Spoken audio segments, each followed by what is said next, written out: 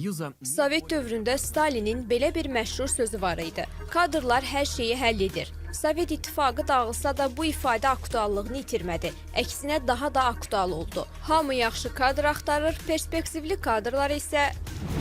Mən jurnalistikaya 1998-ci ildə gəlmişəm. Belə aprel ayıdır, bu il 26 ildir. 2011-ci ilə qədər, təxminən 10 ilə yaxın mən televiziyada fəaliyyət göstərdim, Aynis televiziyasında və 2011-ci ilin mart ayında dəvət aldım Azərbaycanda işləməklə bağlı. Həmən də müsbət dəyərləndirdim. Yəni tərəddüd etmədim, dedim bəli çalışaram. Elə o vaxtdan da bəri 13 ildən çoxdur ki, Azərbaycan Səhmdar Cəmiyyətində çalışıram. Kiminə görə mavi ekran, kiminə görə isə sehirli qutudur televiziya. Məhz bu sehir insanları özünə cəlb edir. Amma görünür, Anar Cəbraylı üçün bu sehrin cazibəsi bir müddət sonra təsirini itirib. Səbəblərdən birincisi aydın məsələdir ki, bu da əmək haqqı məsələsidir. Digəri də bu iş rejimi ilə bağlıdır, bu məsələ də var. Elə adam var ki, son əmək haqqısı bəlkə elə mətbuatdakı qədərdir və yaxud da ki, ondan aşağıdır. Amma işin bir belə deyim də rahatlığı var. Yəni mətbuatda, televiziyada planlaşdırılmayan işdir. Yəni elə vaxt oldu ki, biz saat 9-a 10-a qədər işləyirdik. Bayram günləri, 6 bazar biz işə çağırırdı, belə hallar baş verirdi. Anar Cəbraylı kimi bugün dövlət qurumlarının ictimaiyyətlə əlaqələr şöbəsində işləyənlərin böyük əksəriyyəti jurnalistika sahəsində çalışıb. Kobud desək, dövlət qurumları televiziyada çalışan peşəkar kadrları uğurlayır.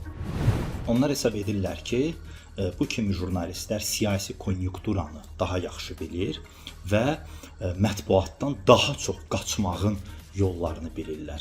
Bizdə bu tip qurumlarda çalışan jurnalistlərin özlərində də sonradan bir məmurlaşma prosesi gedir və sosial şəbəkələrə baxmaq kifayətdir ki, belə deyim də, bəzi həmkarlarımız öz keçmiş həmkarları haqqında çox zaman xoşagəlməz ifadələr işlədirlər.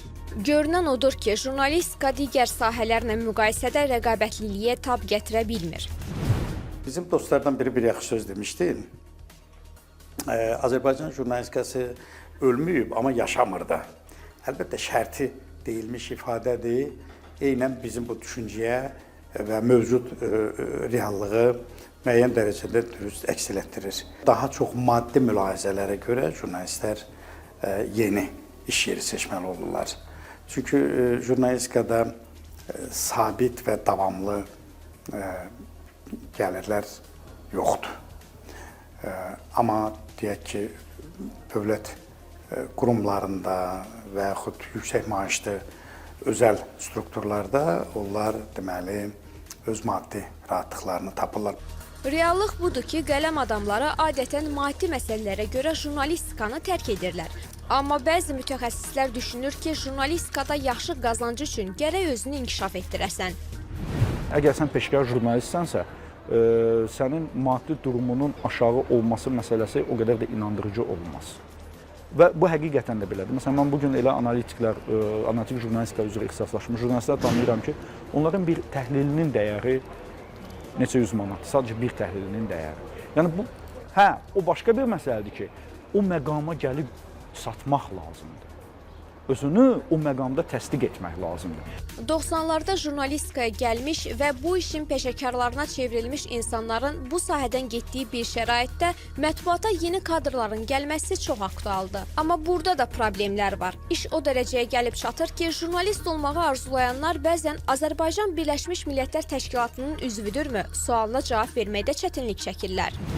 Jurnalistika çətin peşədir. Jurnalistika yalnız auditoriyada müəllimin nəzəri biliklərini dinləyir və sonra da auditoriyadan kənarda gedib saytda və ya hansısa bir televiziya kanalında reportaj hazırlamaqla bitən bir şey deyil.